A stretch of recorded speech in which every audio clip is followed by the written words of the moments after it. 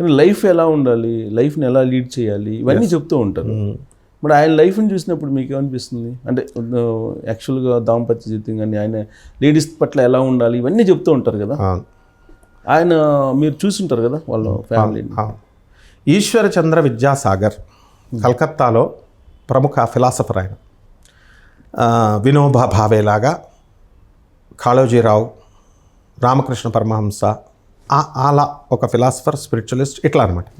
ఈశ్వరచంద్ర విద్యాసాగర్ దగ్గరికి ప్రతిరోజు కొన్ని వందల మంది వచ్చేవారు లైన్ ఇంటి దగ్గర. ఏమిటి అంటే ఆయన సమస్యలు తీరుస్తూ ఉండేవారు, సలహాలే. అప్పుడు ఒకళ్ళు వచ్చి, ఒక ఆవిడ వచ్చి వాళ్ళ పిల్లవాడిని తీసుకొస్తుంది. ఏంటమ్మా అంటే, మా అబ్బాయి ఎక్కువ స్వీట్స్ తింటున్నాడండి అంటారు. స్వీట్స్ తింటున్నాడంటే అయితే మానే బాబు అని చెప్పమంటుంది ఆవిడ. అయితే ఈయన ఏమంటాడంటే, ఒక నెల తర్వాత రామ్మ అంటాడు. ఆవిడ ఎక్కడో కలకత్తా నుంచి బోల్డంత దూరం నుంచి వచ్చారు వాళ్ళు, వేల కిలోమీటర్ల దూరం నుంచి. సో నెక్స్ట్ మళ్ళీ 1 month తర్వాత వచ్చిన తర్వాత అప్పుడు ఆయన ఏమంటాడంటే, స్వీట్లని మానే బాబు అంటాడు. అప్పుడు ఆవిడ ఏమంటుంది, ఈ ముక్క ఆ రోజే చెప్పేసి ఉంటే సరిపోను కదా సార్, ఎందుకనంటే ఇది కొన్ని వేల కిలోమీటర్లు రాంచీ నుంచో లేకపోతే మెడ్రాస్ నుంచో వచ్చామండి, అంత దూరం ప్రయాసలు, డబ్బులు కూడా మేము పేదవాళ్ళం, ఆ మొక్క చెప్పొచ్చు అంటే ఈశ్వరచంద్ర విద్యాసాగర్ ఒకటి చెప్తాడు. ఏదైతే అప్పుడు నువ్వు వచ్చినప్పుడమ్మా నేను కూడా స్వీట్లు తింటున్నాను, ఇప్పుడు నేను మానేశాను, ఎవరికైతే బోధించాలో అది నేను చేయకుండా ఉండాలి, కాబట్టి అందుకని ఈ నెల నేను ప్రాక్టీస్ చేశాను స్వీట్లు తినడం మానేసి, అప్పుడు నాయన నువ్వు స్వీట్లు తినకు అని చెప్పాను అన్నారు. ప్రతి మనిషి జీవితంలో కూడా మనం చూడాల్సింది look at the brighter side of the facts అంటాం. అంటే మనం ఎంతసేపు కూడా మనిషిలో లోపాలను వెతకడానికే చూడకూడదు, అసలు ఆ ప్రయత్నమే చేయకూడదు. చక్కగా ఓన్లీ బ్రైటర్ సైడ్, ఆయనలో ఉన్న కళ, ఎవరిలోనా వాళ్ళల్లో ఉన్న మంచితనం, స్నేహం, ఆ తర్వాత కారుణ్యం, దయ, ఇలాంటి పాజిటివ్ క్వాలిటీసే చూడాలి. నెగిటివ్ క్వాలిటీస్ చూస్తే స్వామి వివేకానంద చెప్పాడు, ప్రతి మనిషిలో కూడా లోపం ఉంటుంది, ప్రపంచమే నెగిటివ్ ఉంటుంది, నెగిటివ్ కనబడుతుంది. చెప్తాను అది కూడా. ప్రపంచంలో ప్రతి మనిషిలోనూ ఒక చిన్న లోపం ఉంటుంది. ఆ చిన్న లోపమే కనుక లేకపోతే అతడు భగవంతుడితో సమానమైపోతాడు. కాబట్టి లోపముగా ఉండడం అనేటటువంటిది అది అర్హత కాదు, అది it is not a disqualification, అనర్హత కాదు దేనికి వేటు. ప్రతి మనిషిలోనూ అపరిపక్వత, పరిణత లేకపోవడము, ఇలాంటివన్నీ కూడా ఎలిజిబుల్, దీస్ ఆర్ ఎలిజిబుల్. నేనేం చెప్తున్నానంటే ప్రతి మనిషిలో లోపాలని వెతుకుతూ సమాజం ఆ లోపాన్ని చూపించే దిశగా వెళ్ళకూడదు. అలాంటప్పుడు అందరూ కూడా కల్ప్రిట్సే. శ్రీకృష్ణ పరమాత్మ మనకి దుర్యోధనుడిని పిలిచి ఒక్క మంచివాడిని తీసుకురా నాయన అని చెప్తాడు. అంతా కూడా దొంగలే సార్, ఎవ్వరు కూడా ఒక్కడు కూడా మంచోడు లేడు అంటాడు. అదే కృష్ణుడు ధర్మరాజుని పిలిచి ఒక్క చెడ్డోని తీసుకురా నాయన అంటాడు. ఆయన మొత్తం ప్రపంచం అంతా తిరిగి ఒక్క చెడ్డోడు లేడంటాడు. మనం చూసే కోణాన్ని బట్టి ఉంటుంది. కాబట్టి మనం పచ్చకామర్ల వాడికి లోకం అంతా పచ్చన అని. అలాగే as you think so you become, నువ్వు ఏదైతే అది అవుతావు. As you sow you reap, ఏ విత్తనం అయితే వేస్తావో అదే వస్తుంది. ఆ విధంగా యద్భావం తద్భవతి, ఇవన్నీ కూడా చెప్తాయి. కాబట్టి ఆయన ఏది చెప్పినా బాల్యావస్థ, కౌమార అవస్థ, యవ్వనావస్థ, వార్ధక్య, ఇట్లాగా దశలు దాటుకొని ప్రతి మానవుడు వస్తాడు. ప్రతి దశలో ప్రతి మానవుడు తప్పు చేయకుండా ఏదో ఒక దశలో ఉంటూనే వస్తాడు.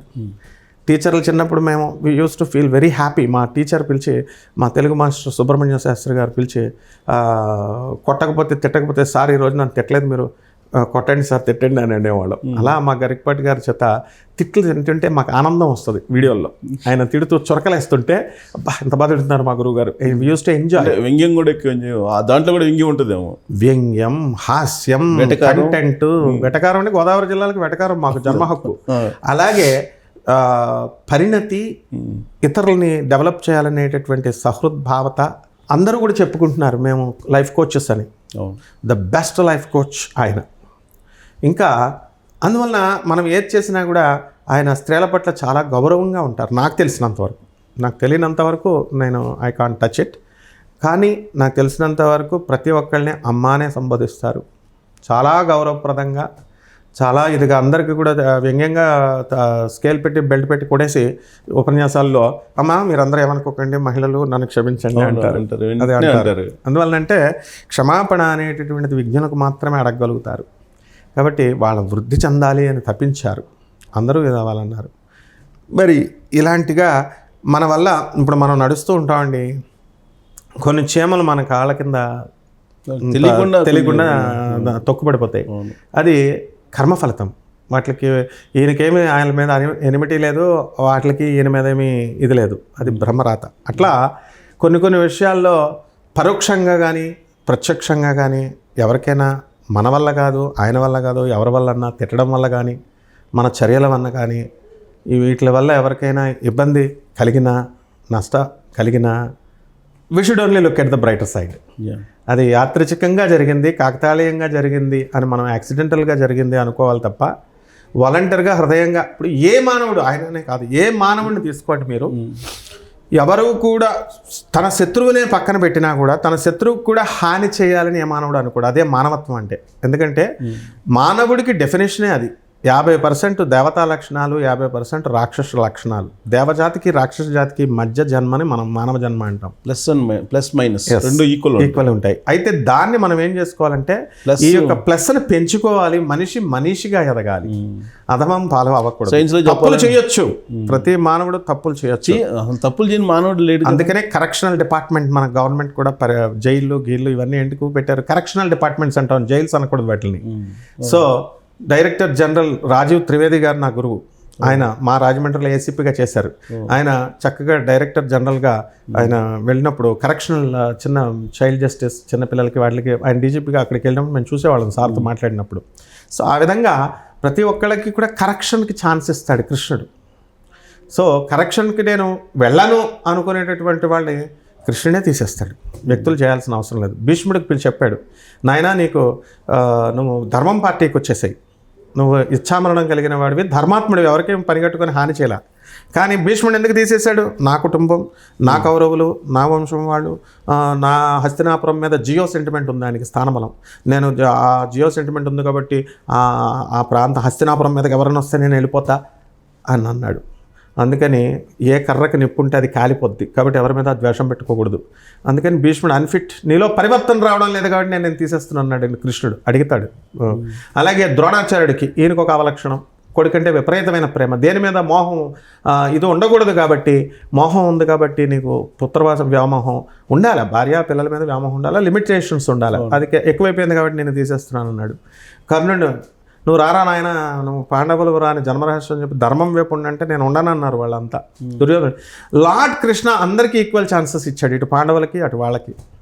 పాండవులు ఏం చేశారంటే చక్కగా మేము ధర్మం కోసమే ఉంటామని కృష్ణుడు ఆఫర్ ఇచ్చినప్పుడు కాదు, కృష్ణుడు ఆఫర్ ఇవ్వక ముందు 1000 సంవత్సరాలు 2000 సంవత్సరాల క్రితమే అర్జునుడు మహర్షిగా ఆయన ధర్మ సంస్థాపన చేయాలి అనేటటువంటి కోరికతో తపస్సు చేశాడు. మనందరం అయితే భార్యలు కావాలా, బిడ్డలు కావాలా, సంతాన బిల్డింగ్లు కావాలా అనేది. అర్జునుడికి ఏం పని? నరనారాయణులు వాళ్ళిద్దరూ. వాళ్ళు ఎందుకు అంటే మనం చేయబోయేటటువంటి ఫ్యూచర్ యాక్షన్స్కి ఇప్పటి నుంచే మనం కర్మలు ఉండాలి, ఆ విధంగా ప్లాన్ చేసుకోవాలి.